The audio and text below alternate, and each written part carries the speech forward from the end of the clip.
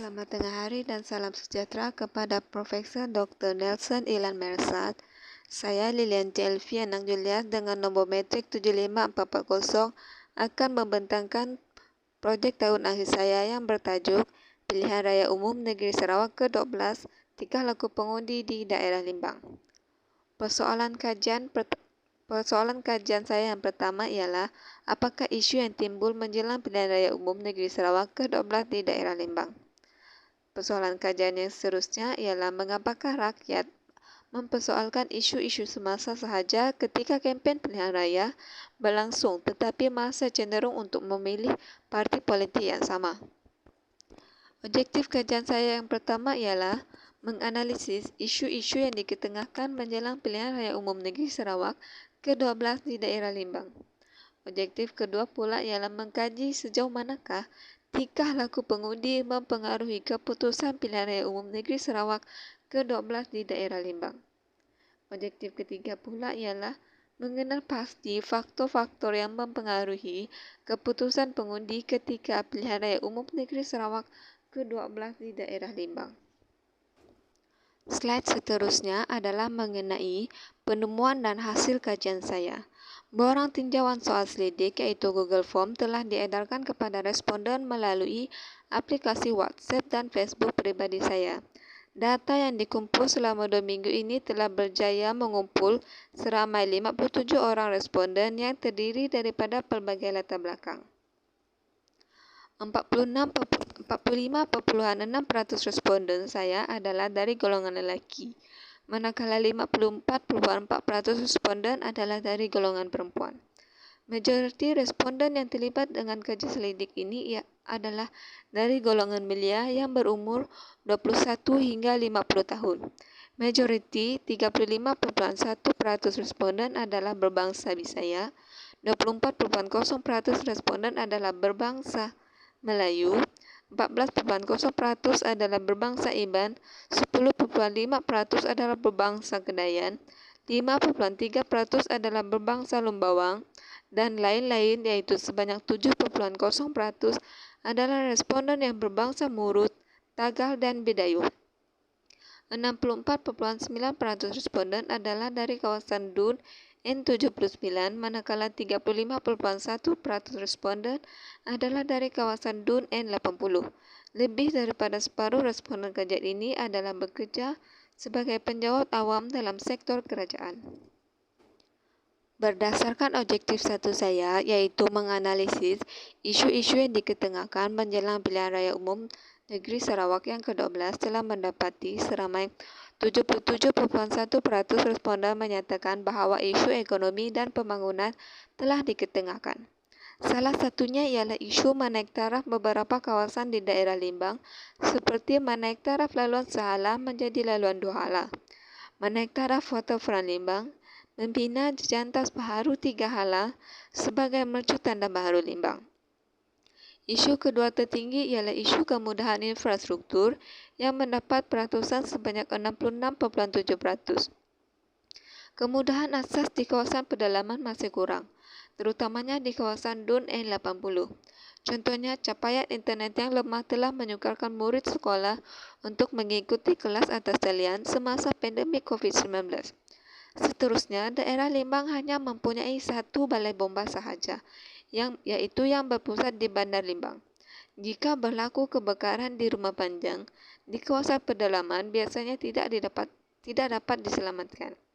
Ini kerana jentera bomba mengambil masa sekurang-kurangnya 20 hingga 30 minit untuk tiba di lokasi kebakaran dengan keadaan jalan raya yang tidak berturap dan berbatu besar.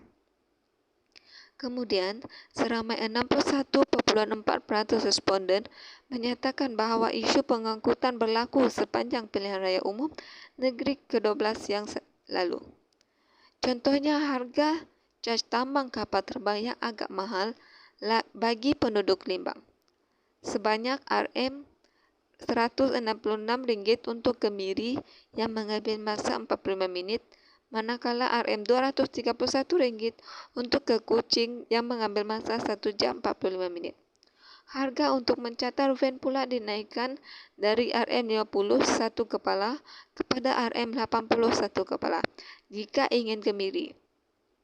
Harga tambang van ini dinaikkan karena tindakan kerajaan Brunei yang mengenakan tas bayaran sebanyak Rm10 sekepala untuk melalui pintu sepadan di Kuala Lurah dan Temburong. Dapatan kajian pengkaji mengenai tingkah laku pengundian telah menunjukkan bahawa tingkah laku pengundi di daerah Limbang agak tidak menonjol, yang mana rata-rata jawapan responden berada di skala 1 dan skala 2, iaitu skala tidak sebanyak 34.02%, manakala skala kadang-kadang yang sebanyak 33.68%. Antara soalan yang ditanya adalah mengenai tindakan mereka melanggar akhbar atas talian, berkongsi pautan link berita-berita terkini, menonton dan mengikuti kempen, memberikan pendapat, berbincang dan mengambil berat tentang politik. Dapatan kajian objektif ketiga pula iaitu mengenai faktor yang mempengaruhi tingkah laku pengundian pengundi telah menunjukkan pengundi di daerah Limbang mengundi berdasarkan pilihan rasional dengan peratusan tertinggi iaitu 83.84%. Meskipun isu ekonomi dan pembangunan adalah antara isu yang signifikan menjelang pilihan raya di mana kawasan, dan ia boleh menjadi puncak kepada peralihan undi. Namun demikian, pengundi di Limbang bertindak untuk tidak mengundi calon dan parti lain selain daripada parti GPS yang sebelum ini dikenali sebagai Parti BN. Berdasarkan objektif satu pengkaji, kajian daripada Muhammad Faizal Syam et al. 2012, Dewa 2009 dan Kurbat 2019 menyatakan bahawa pengundi politik baharu lebih membandingkan isu lokal berbanding isu tempatan. Kajian pengkaji membuktikan bahawa majoriti responden menyatakan mereka masih terbeban dengan kos sara hidup yang tinggi, sukar mencari peluang pekerjaan yang sesuai dengan kelayakan, terutamanya pelajar lepasan diploma dan lepasan ijazah sarjana, dan jalan perhubungan Lebuh Raya Pen Borneo dan Sabah Sarawak Link Road.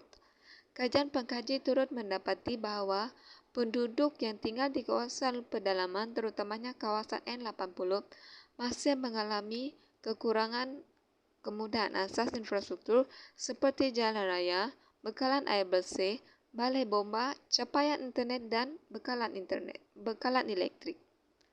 Berdasarkan objektif kedua pula, kajian Sudin et al. 2016 menyatakan bahawa tingkah laku pengundi berperanan menjelaskan mengapa seseorang mengundi dan apakah faktor yang mempengaruhi pilihan undinya. Kajian pengkaji mendapati tingkah laku pengundi di daerah Limbang tidak menonjol sama sekali dan ia tidak mempengaruhi keputusan pilihan raya umum negeri di daerah tersebut. Kajian pengkaji turut mendapati bahawa penduduk di daerah Limbang bertindak untuk tidak terlibat dengan kempen yang dilakukan secara fizikal maupun melalui media massa. Penduduk masih yakin bahawa calon dan parti GPS masih boleh memberikan pembangunan kepada daerah Limbang berdasarkan prestasi kerajaan negeri dalam beberapa tahun ini. Berdasarkan objektif ketiga pengkaji, kajian Sudin et al. 2016 mendapati faktor calon yang berwibawa serta lengkap dengan pakej yang dikehendaki oleh pengundi akan menjadi pilihan mereka untuk diundi. Kajian pengkaji mendapati faktor pendekatan teori pilihan rasional adalah merupakan pendekatan yang paling signifikan dan dominan dalam tingkah laku pengundi di daerah Limbang. Andaian awal pengkaji mendakwa pengundi di daerah Limbang mengundi berdasarkan teori identifikasi parti telah meleset.